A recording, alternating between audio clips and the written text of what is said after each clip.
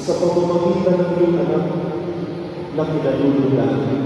Kaya utang na loob ng iyong mga itinatangin at ng mga banal na makinig ang iyong pag-ibig at pagkakatinig.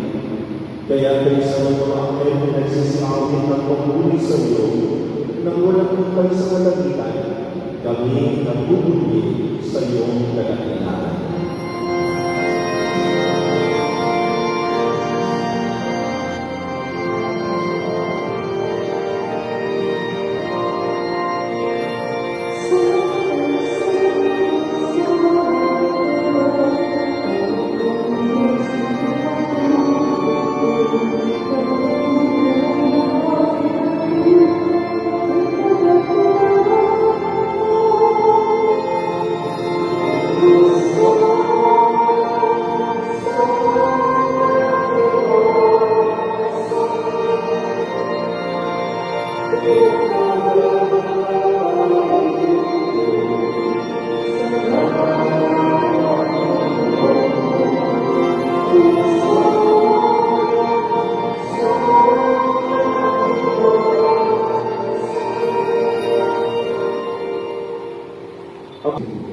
Bago niya ang natin isang kusang loob na makita doon, hinawakan niya ang tinapay.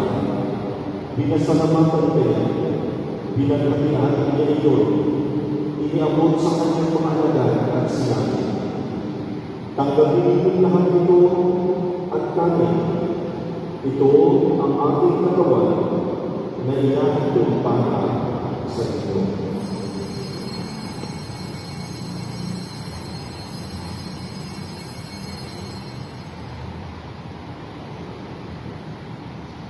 Gayun din naman ang matapos ang nakita na ginawa niya ang kalis, huli kanyang pinasalamatan. Iabot niya ang kalis sa kanyang mga alagad at sinabi, "Tanggapin niyo lahat ito at inumin. Ito ang kalis ng aking dugo. Nang bago ang walang nagtagpuan, ang aking dugo ay ubos para sa inyo at para sa lahat, sa ikapagpapatawad ng mga kasalanan. Gawin niyo ito sa pagtalala sa akin."